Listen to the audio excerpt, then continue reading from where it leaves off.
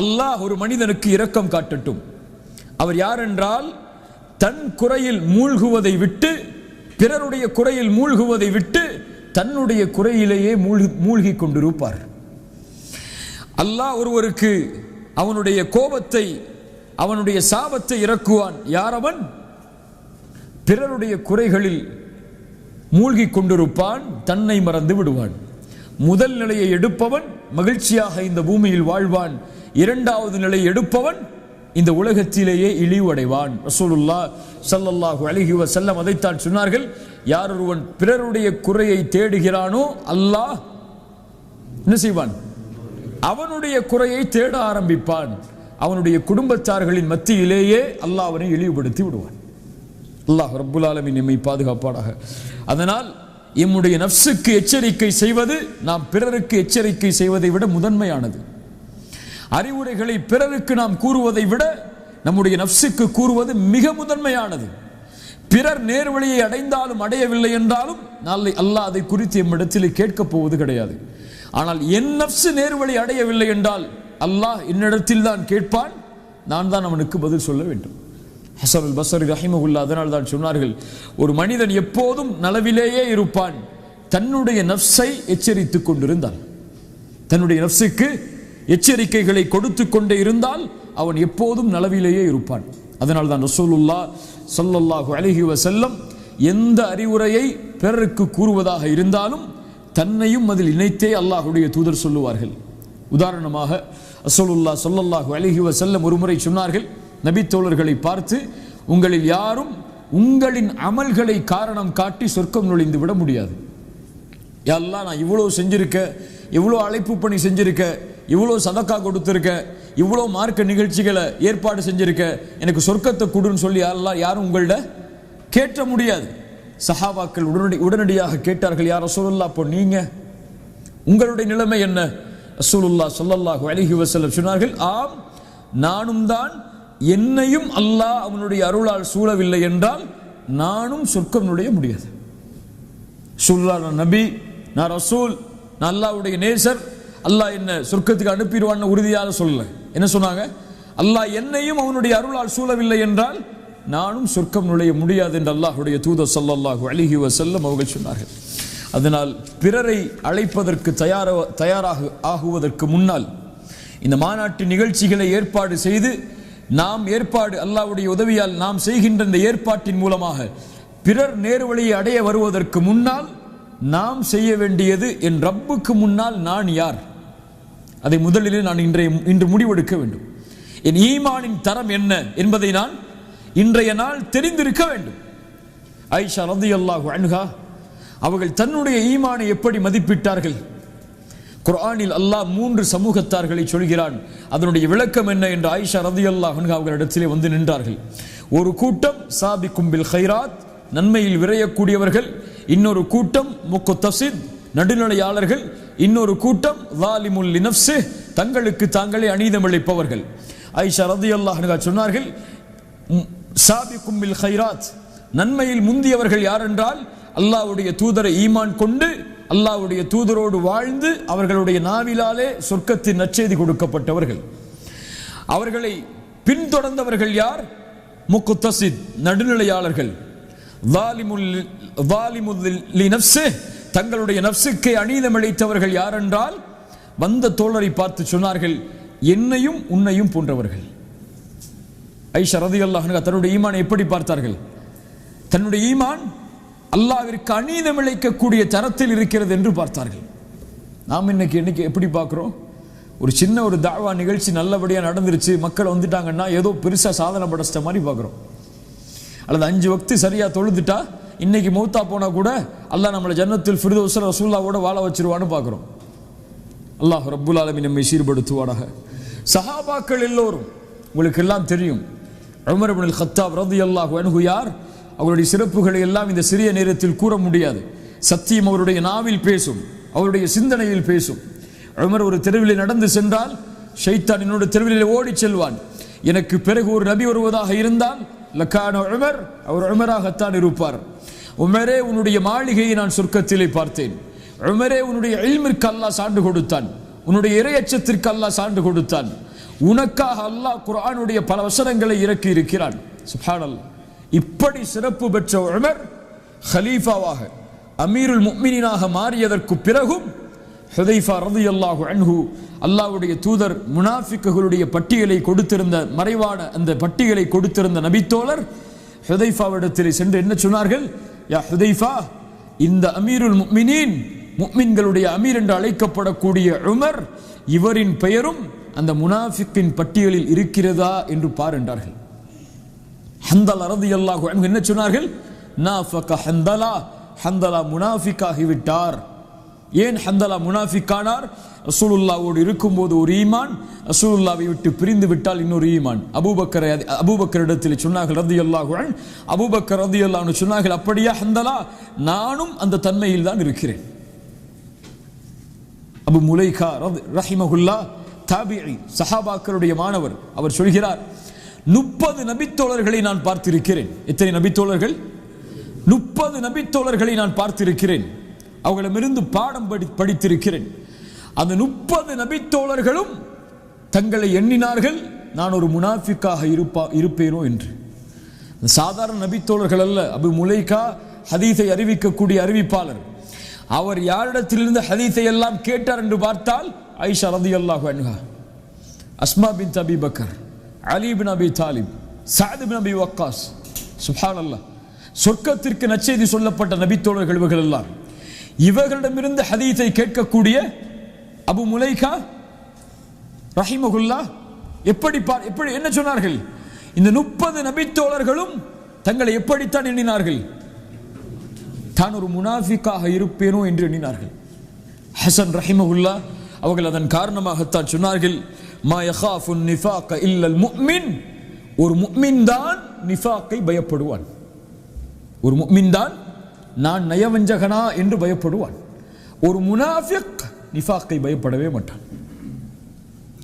ஃபஜ்ர் தொழாதவன் முனாஃபிக் என்று ரசூலுல்லாஹ்வுடைய தெளிவான சான்று இருக்கிறது. ஒரு முஃமின் தான் ஃபஜ்ர் தொழவில்லை என்றால் நான் முனாஃபிக்குடைய பட்டியலில் சேர்ந்து விட்டேனே என்று பயப்படுவான். ஃபஜ்ரை தொழாமல் எழுந்திருக்கிறான், எந்த உணர்வும் இல்லை என்றால் இவன் பயப்படவே வேண்டாம். இவன் யார்தான்? முனாஃபிக் தான். அல்லாஹு அக்பர். தவறுகளை செய்யும் பொழுது நான் நயவஞ்சகத்தில் இருப்பதால் தான் இந்த தவறை செய்கிறோனோ என்ற எண்ணம் இல்லை என்றால் நாம் முஃமின் தான். நாம் முஃமினாக இருக்க முடியாது, முனாஃபிக்காகத்தான் இருப்போம். எம்முடைய சொல், எம்முடைய செயல் எல்லா நிலையிலும் வேறுபடுகிறது. யாரும் அதில் சுத்தமானவர்கள் அல்ல. நம்முடைய மனைவிக்கு ஒரு அறிவுரை சொல்லுவோம், பிள்ளைகளுக்கு அறிவுரையை சொல்லுவோம், நம்மிடத்திலே அறிவுரையை கேட்டு வருபவர்களுக்கு நாம் ஒரு அறிவுரையை சொல்லுவோம்.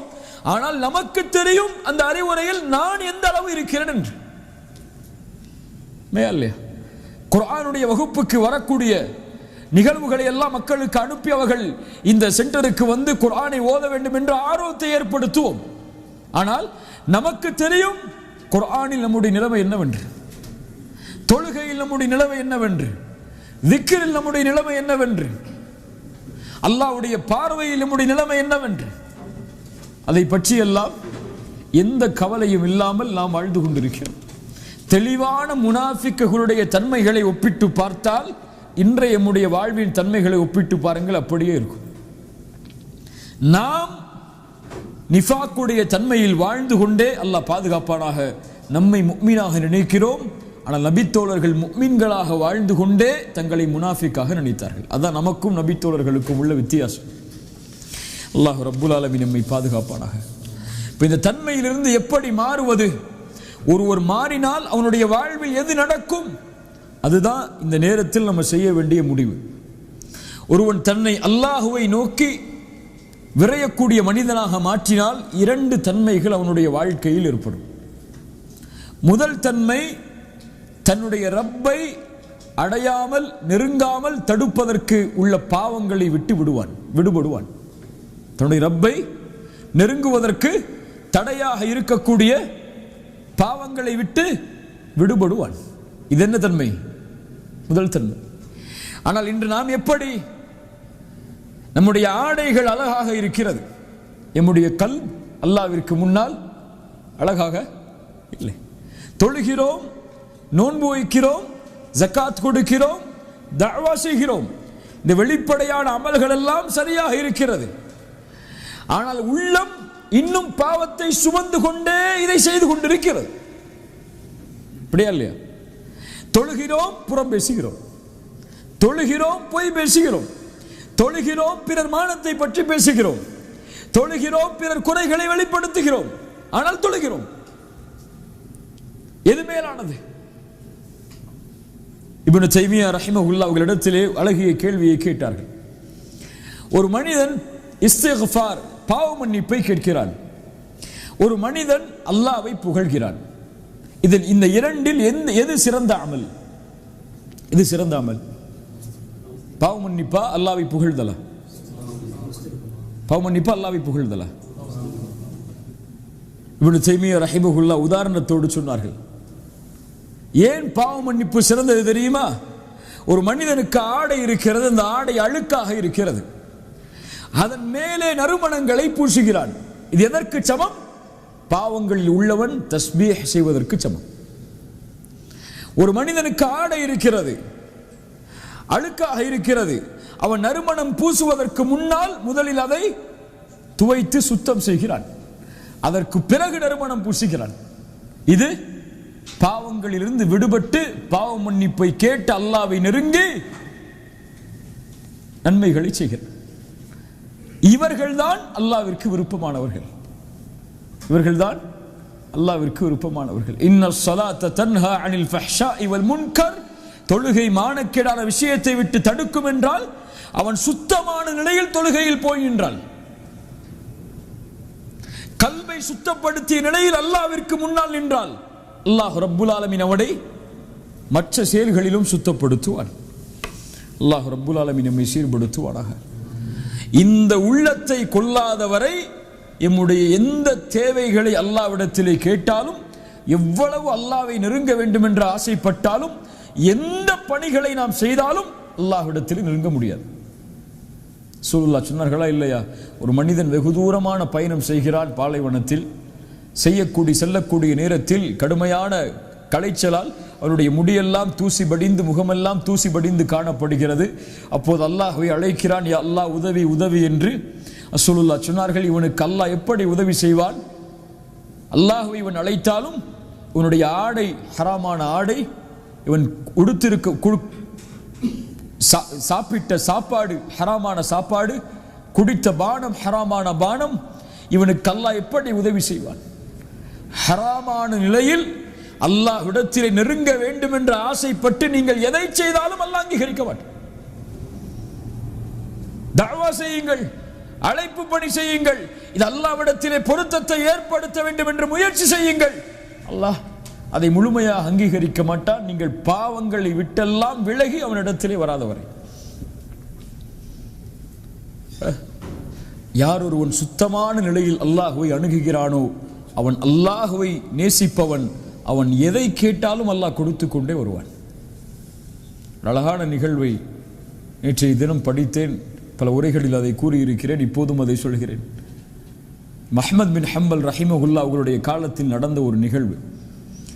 அஹ்மத் ஷாமை நோக்கி ஒரு முறை பயணம் செய்கிறார்கள், தனியாக. பெரிய இமாம், பெரிய அறிஞர் தான். அஹ்மதை போன்ற அறிஞர்கள் இனிமேல் பிறப்பார்களா என்று தெரியாது. உலக வரலாற்றிலேயே அஹ்மத் ரஹிமஹுல்லா அவர்களுடைய ஜனாசாவிற்கு கலந்து கொண்ட மக்களை போன்று இதுவரை இந்த உலகத்தில் யாருக்கும் ஜனாசாவில் அவ்வளவு மக்கள் கலந்து கொள்ளல. அவ்வளவு பெரிய மக்களுடைய செல்வாக்கை பெற்ற, துஆவை பெற்ற மிகப்பெரிய அறிஞர் அஹ்மத் ரஹிமஹுல்லா. ஒரு முறை ஷாமுக்கு செல்கிறார்கள். இரவு நேரத்தில் ஒரு பள்ளியில் உறங்குகிறார்கள். இரவு நேரத்தில் ஒரு பள்ளியில் உறங்குகிறார்கள். உறங்கக்கூடிய நேரத்தில் அந்த காவலாளி வந்து சொல்லுகிறார், அஹ்மதே, பள்ளியில் உறங்குவதற்கு அனுமதி இல்லை, நீங்கள் வெளியே செல்லுங்கள் என்று. அவர் சொல்கிறார், நான் வெளியூரிலிருந்து வந்திருக்கிறேன், இந்த இரவு இங்கே உறங்குகிறேன், நாளை வேறு ஏதாவது இடத்தை பார்த்துக் கொள்கிறேன் என்று. அந்த காவலாளி உறுதியாக இருக்கிறார், பள்ளியில் நீங்கள் உறங்கக்கூடாது, வெளியே செல்லுங்கள் என்று. இருவருக்கும் வாக்குவாதம் வருகிறது. இறுதியாக அந்த காவலாளி அஹ்மதை அவர்களுடைய காலை பிடித்து தரதரவன இழுத்து பள்ளியை விட்டு வெளியே போட்டுவிட்டு கதவை பூட்டிவிட்டு சென்று விடுகிறார். அந்த வழியாக வரக்கூடிய அந்த வழியில் அந்த தெருவில் கடை வைத்திருக்கக்கூடிய ஒரு ஒட்டி தயாரிக்கக்கூடிய ஒரு வியாபாரி மஹ்மத் அவர்களை பார்க்கிறார். நீங்கள் யார், எங்கிருந்து வந்திருக்கிறீர்கள் என்று கேட்டு மஹ்மத் அவர்களை அழைத்து செல்கிறார் வீட்டுக்கு. வாருங்கள், என்னோடு இந்த இரவை தங்குங்கள் என்று. மஹ்மத் அவர்கள் தங்குகிறார்கள். அந்த வேலை செய்யக்கூடிய ரொட்டி தயாரிக்கக்கூடிய அவரை பார்க்கிறார்கள். எப்போது பார்த்தாலும் அல்லாஹ்வை புகழ்ந்து கொண்டே இருக்கிறார். எதை எடுத்தாலும் சுப்ஹானல்லாஹ், எதை எடுத்தாலும் அல்ஹம்துலில்லாஹ், எப்போது பார்த்தாலும் அஸ்தக்ஃபிருல்லாஹ் அஸ்தக்ஃபிருல்லாஹ் அஸ்தக்ஃபிருல்லாஹ். காலையில் மஹ்மத் அவர்கள் அவரை அழைத்து கேட்டார்கள், உன்னை பார்த்து நான் ஆச்சரியப்படுகிறேன். இவ்வளவு அல்லாஹ்வோடு நெருக்கத்தில் இருக்கிறாயே, இந்த இஸ்திக்ஃபார், இந்த பாவ மன்னிப்பு, இதற்குரிய பலனை எல்லாம் நீ அனுபவித்திருக்கிறாயா என்று கேட்டார். அல்லாஹ் உனக்கு இதனுடைய பலனை எல்லாம் வாழ்க்கையில் காட்டியிருக்கிறானா என்று. அவர் சொன்னார், ஆம் அல்ஹம்துலில்லாஹ், அல்லாஹ் அவனுடைய அருளை எனக்கு காட்டிக் கொண்டுதான் இருக்கிறான். இதுவரை அல்லாஹுவை நான் அழைத்து எந்த ஒரு அழைப்பையும் அல்லாஹ் நிராகரித்ததாக இல்லை. இதுவரை அல்லாஹ்விடத்தில் நான் துஆ செய்து அந்த துஆவில் எதையும் அல்லாஹ் அங்கீகரிக்காமல் இருந்ததில்லை, ஒரே ஒரு துஆவை தவிர. அஹ்மத் அவர்கள் கேட்டார்கள், அது என்ன துஆ? அவர் சொன்னார், என் வாழ்நாளில் என் மரணத்திற்கு முன்னால் அஹ்மதை பார்க்க வேண்டும் என்ற துஆவை அல்லாஹ் இதுவரை அங்கீகரிக்கவில்லை என்று. முன்னால் உட்கார்ந்திருப்பவர் யார்? மஹ்மத் ரஹிமஹுல்லா சொன்னார்கள், அல்லாஹ்வுடைய செயலை பார்த்து ஆச்சரியப்படுகிறேன். ஒரு அடியானுடைய பிரார்த்தனையை நிறைவேற்றுவதற்காக இன்னொரு அடியானை இன்னொருவருடைய கரத்தால் பூமியில் தரதரவனை இழுத்து அவருக்கு முன்னால் கொண்டு வந்து விட்டாள் என்று. சுப்ஹானல்லாஹ். இது அல்லாஹுவை நெருங்கிய ஆத்மா, பாவங்களில் இருந்து விடுபட்டு அல்லாஹுவையே சார்ந்திருக்கக்கூடிய ஆத்மா. இப்போ நம்முடைய வாழ்க்கை முதலாவதாக மாறும். அல்லாஹ் ரப்புல் ஆலமீன் எதை விரும்புகிறானோ அதை செய்வதற்கு, அல்லாஹுவை நெருங்குவதற்கு இருக்கக்கூடிய தடையாக இருக்கக்கூடிய பாவங்களை விட்டு அந்த வாழ்க்கை விலகும். இந்த ஒரு முஃமினுடைய வாழ்க்கையில் மாற்றம் ஏற்பட்டால் முதலில் ஏற்படுவது. இரண்டாவது, அவனுடைய வாழ்க்கையில் மாற்றம் ஏற்படும் அல்லாஹ் ரப்புல் ஆலமீனுடைய கட்டளையால் படைப்புகளோடு நெருங்குவதற்கு என்ன என்ன பாவங்கள் எல்லாம், என்ன என்ன செயல்கள் எல்லாம் தடையாக இருக்கிறதோ அதை விட்டு விலகுவான். படைப்புகளோடு நெருக்கமாகுவதற்கு, அன்பாகுவதற்கு அவனுடைய வாழ்வில் ஏதாவது தீய குணங்கள் இருந்தால் அதை விட்டு விலகி படைப்புகளுடைய பொருத்தத்தில் அல்லாஹ்வின் பொருத்தத்தை தேடுவான். ரசூலுல்லாஹி ஸல்லல்லாஹு அலைஹி வஸல்லம் அவர்களுடைய வாழ்க்கையில் இதை பார்க்கலாம். இன்னைக்கு நமக்கு என்ன, நம்ம தொழுகிறோம், நோன்பு வைக்கிறோம், தஅவா செய்கிறோம், ஜகாத் கொடுக்கிறோம், ஏதோ மறுமைக்கான அமல்களை சேகரித்து வச்சிருக்கோம் நினைக்கிறோமா இல்லையா? ஆனால் நாம் செய்த பல பாவ செயல்களால் இந்த நன்மைகள் எல்லாம் பங்கு வைக்கப்பட்டிருந்தது என்றால் என் நிலைமை என்ன? பங்கு வைக்கப்படுமா படாதா? தொழுகை பங்கு வைக்கப்படும். ரசூலுல்லாஹ் சொன்னார்கள், நீங்கள் தொழுகின்ற 5 வேளை தொழுகை பங்கு வைக்கப்படும், ஜகாத் பங்கு வைக்கப்படும், ஹஜ் பங்கு வைக்கப்படும், நன்மைகள் எல்லாம் பங்கு வைக்கப்படும். எப்போது?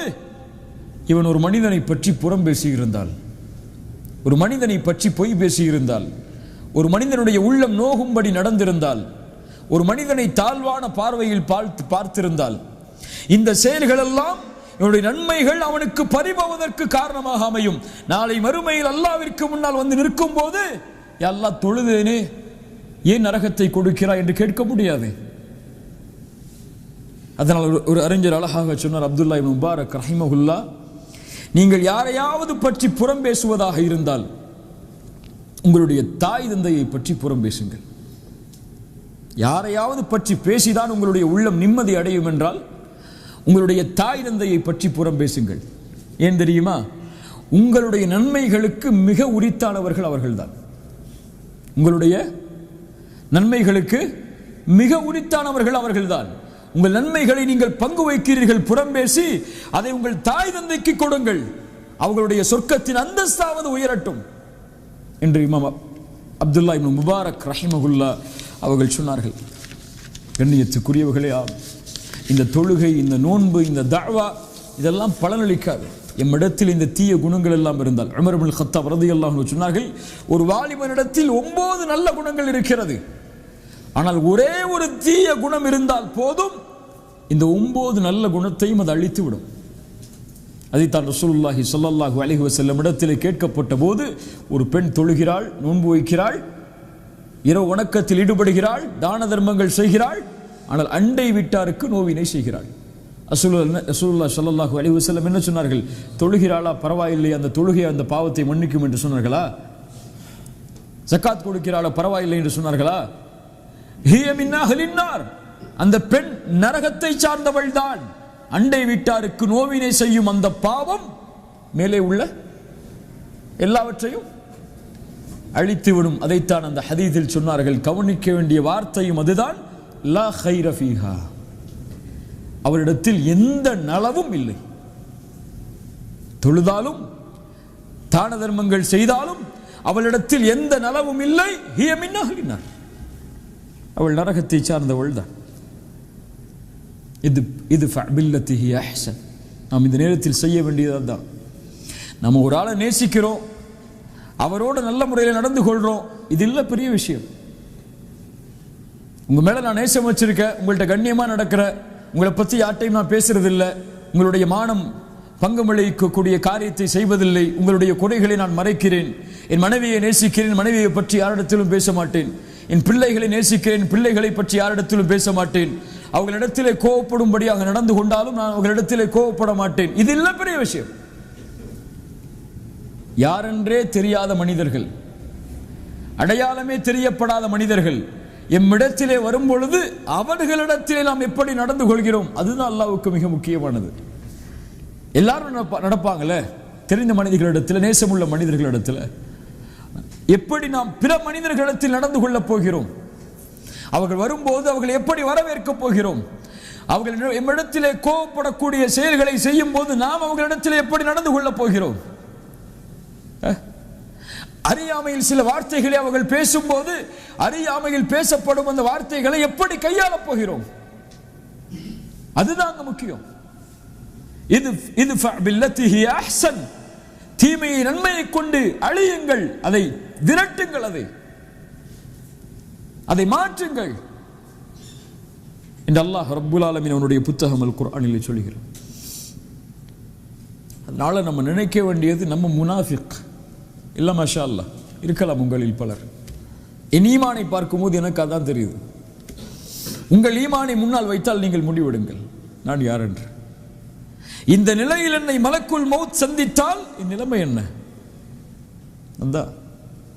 நான் இங்கே உட்கார்ந்து இருப்பது எதற்குத்தான்? அல்லாஹ்வுடைய பொருத்தத்தை அடைவதற்குத்தான். ஆனால் இந்த குணங்களோடு இதே நிலையில் மலக்குல் மௌத் என்னை சந்தித்தால் என் நிலைமை என்ன? அல்லாஹ் என் உயிரை கைப்பற்றுவதற்கு மலாயிக்கத்துல் அஸாபை இறக்கினால், வேதனை தரக்கூடிய மலக்குகளை யா அல்லாஹ் இறக்கி, ரஹ்மத்துடைய மலக்குகளை இறக்கி அல்லாஹ்னு கேட்க முடியுமா? அந்த கடைசி நொடிக்காகத்தான் எல்லாரும் போராடுறோம். அந்த கடைசி நொடி நல்ல முறையில் அமைந்து விட்டால் அல்லாஹ் ரப்புல் ஆலமீன் நம்மை பாதுகாப்பான். அதனால இந்த நிகழ்ச்சிகள் எல்லாம் எதற்கென்றால் நமக்காகத்தான். முதல்ல அதை புரிஞ்சுக்கணும். ஏதோ மக்களை கூப்பிடுறோம், மக்கள் வரப்போறாங்க, ஒரு பெரிய கூட்டம் வரப்போகுது, 1000 பேர் 2000 பேர் வரப்போறாங்க, ஒரு பெரிய நிகழ்ச்சி நடத்தி சாதனை படைக்க போறோம்லாம் கிடையாது. அது ஒரு சாதனையும் கிடையாது. இந்த நிகழ்ச்சி எனக்கு, நிகழ்ச்சியில் கலந்து கொண்டு இதற்கு உழைப்பது என் நன்மைக்கு, என் ஈமானை பாதுகாப்பதற்கு. நாளைக்கு நான் அல்லாஹ்வுக்கு முன்னாடி நிற்கும் போது என் அமல்கள் அல்லாஹ்விடத்தில் நிறுத்தப்படும் போது என் எடை கனமானுங்கிறதுக்காக அவங்கள பத்தி எனக்கு கவலை இல்லை. அந்த உழைப்பும் எனக்காகத்தான், அப்படி நினைக்கணும் நம்ம. அந்த நினைப்பு தான் ஈமானை அடுத்த தரத்துக்கு கொண்டு போகும். இது அவங்களுக்கு, மற்றவங்களுக்கு, இது அவங்க வந்து பலனளிக்கக்கூடிய மக்களுக்கு நினைச்சோன்னு சொன்னா இது நமக்கு தேவையில்லை. லா யதுர்ருக்கும் மன் தல்ல இதா ததைத்தும், அந்த தீங்கு நம்மளை ஒன்றும் செஞ்சிடாது. அவங்க நேர வழி அடைஞ்சாலும் அடையாட்டாலும், வந்தாலும் வராட்டாலும், நாளைக்கு மறுமையில் அல்லாஹ் அதை குறித்து நம்மள்கிட்ட கேட்க போறது கிடையாது. ஏன் அந்த நிகழ்ச்சியில் வந்து நேர வழி அடைய போறலன்னு சொல்லி. இந்த நிகழ்ச்சியை நடத்தின நீ ஏன் நேர வழி அடையல, அதான் கேட்பான்ல. நீ ஏன் தொழுகையில சரியாகல, நீ ஏன் குர்ஆன் ஓதுறது சரியாகல, நீ ஏன் அல்லாஹ்வுடைய நினைவுல சரியாகல. ஒரு அழகிய கவிதையை அரபி மொழியில் இருக்கக்கூடியவற்றை கூறிவிட்டு இந்த நேரத்தை முடிக்கிறேன். ஒரு அறிஞர் சொன்னார், யா அப்து யா அப்து கம் யராக அல்லாஹு ஆசியா, அல்லாஹ் உன்னை எவ்வளவு காலம் பாவத்தில் பார்ப்பான், எவ்வளவு காலம் அவனுக்கு முன்னால் நீ பாவம் செய்யக்கூடிய நிலையில் அல்லாஹ் உன்னை பார்க்க வேண்டும் என்று ஆசைப்படுகிறாய். ஹரீஸன் அல துன்யா வலில் மௌத்தி நாசியா, உலகத்தின் பேராசையா, மௌத்தை மறந்து விட்டாயா? அனசீத லிகா அல்லாஹ், அல்லாஹ்விற்கு முன்னால் நிற்கப்படுவோம் என்பதை மறந்து விட்டாயா? அந்த நாள் எப்படிப்பட்டது தெரியுமா? அந்த நாளில் நிற்கக்கூடிய மனிதனுடைய தலைமுடிகள் எல்லாம் நரைத்து விடும். அல்லாஹ் அக்பர். ஒரு மனிதன் இந்த பூமியில் தக்குவாவுடைய ஆடையை அணிந்தால்தான் மறுமையில் அவன் ஆடையோடு இருப்பான். அவனுடைய தக்குவாவுடைய ஆடை அவனுடைய ஈமானுக்கு ஆடையை கொடுத்து பலனளிக்கும். வலவ் தாமத்தித் துன்யா லி அஹ்லிஹா, இந்த துன்யா இங்கே வாழக்கூடியவர்களுக்கு நிரந்தரமாக இருக்கும் என்றால் லகான ரசூலுல்லாஹி ஹய்யன் வ பக்கியா, முஹம்மது ரசூலுல்லாஹ் நிரந்தரமாகவும் நிலையாகவும் இருந்திருப்பார்கள். வலக்கின்னஹா தஃப்னா வ யஃப்னா, எல்லாம் அழியும், எல்லாம் அழிந்துவிடும். வதப்க ذுனூப் வல் மஆசி கமா ஹிய, ஆனால் நீங்கள் செய்த பாவங்களும் குற்றங்களும் மட்டும் நிலையாகவே இருக்கும். எது அழிஞ்சாலும் சரி. அல்லாஹ் ரப்புல் ஆலமீன் நம்மை சீர்படுத்துவானாக. சிறிய நேரத்தில் நமக்கு கொடுக்கப்பட்ட இந்த அறிவுரை நான் மாறுவதற்கு, நீங்கள் மாறுவதற்கு, ஒவ்வொரு அறிவுரையும் மக்களுக்கு கொடுக்கப்படுவதற்கு முன்னால் நம்ம கேட்டுக்கணும், என் அமலும் இந்த செயலும் ஒத்துப்போகுதா? இல்லை என்றால் இதை பேசுவதை விட பேசாமல் இருப்பது எனக்கு நல்லது. என் ஈமான் இன்றைய தினம் இதுதான். மூத்தா போகும்போது கூட நம்பிக்கை வந்துடக்கூடாது, அமல் வச்சிருக்கோம், அல்லாஹ் நமக்கு சொர்க்கத்தை கொடுத்துருவான்னு சொல்லி. எந்த சஹாபியும் அப்படி நம்பலை. முஆத் இப்னு ஜபல் ரலியல்லாஹு அன்ஹு மௌத்துடைய நேரத்தில் அழுதார்கள். அழுது சொன்னார்கள், அல்லாஹும்ம இன்னி அஊது பிக மினல் லைல் அஸ்ஸபாஹுஹா இலன்னார். இரவு நேரம் சொன்னார்கள், யா அல்லாஹ், உன்னிடத்திலிருந்து இந்த இரவிலிருந்து பாதுகாப்பை தேடுகிறேன், காலை எனக்கு நரகமாகிவிட்டால். முஆத் இப்னு ஜபல் யாரை பார்த்து ரசூலுல்லாஹ் யா முஆத் இன்னி உஹிப்புக் என்று சொன்னார்களோ அந்த முஆத். உமர் இப்னு கத்தாப் மௌத்துடைய நேரத்தில் என்ன சொன்னாங்க? யா வைலக யா உமர், உமரே உனக்கு நாசம் உண்டாகிவிடும், அல்லாஹ் உனக்கு இந்த நேரத்தில் இரக்கம் காட்டவில்லை என்றான். நம்மளாம் ஏமாத்திரம் ஒன்றுமே இல்லை. ஈமானை போட்டு கொஞ்சம் கீழே மிதிச்சிட்டு நில்லுங்க, அப்போ தான் நமக்கு அமல் செய்யணும்னு ஆர்வம் வரும். அதனால இல்லை, அவ்வளோதான் நம்ம ஈமான், அவ்வளோதான் நம்மளுடைய தன்மை. நான் முனாஃபிக் என்ற கேள்வி ஒவ்வொரு நிமிடமும் ஒவ்வொரு செயலிலும் வரணும். அல்லாஹ் ரப்புல் ஆலமீன் இந்த பண்பை கொடுத்தால்தான் நம்ம முஃமினா வாழ முடியும். கடைசியாக அந்த வார்த்தையை மீண்டும் சொல்கிற, ஒரு முஃமின் தான் நிஃபாக்கை பயப்படுவான், ஒரு முனாஃபிக் நிஃபாக்கை ஒருபோதும் பயப்பட மாட்டான். இப்போ நயவஞ்சகனா என்ற கேள்வி ஒவ்வொரு செயலிலும் ஒவ்வொரு அமலிலும் இருக்கணும். அல்லாஹ் ரப்புல் ஆலமீன் அப்படிப்பட்ட தன்மை நமக்கு தரட்டும். ஜஸாக்குமுல்லாஹு ஹைரன், பாரக்கல்லாஹு லக்கும். அல்லாஹ் நம்ம அமல் செய்யக்கூடிய இந்த செயலை அல்லாஹ் அங்கீகரிக்கணும். அல்லாஹ் இதன் மூலமாக முதலாவதாக நமக்கு பலனை தரணும். அதற்கு பிறகு அல்லாஹ் ரப்புல் ஆலமீன் வரக்கூடிய மக்களுக்கு பலனை ஏற்படுத்தணும். கூலு கௌலி ஹாதா அஸ்தக்ஃபிருல்லாஹ் லீ வ லக்கும். அஸ்ஸலாமு அலைக்கும் வரஹ்மத்துல்லாஹி வபரகாத்துஹு.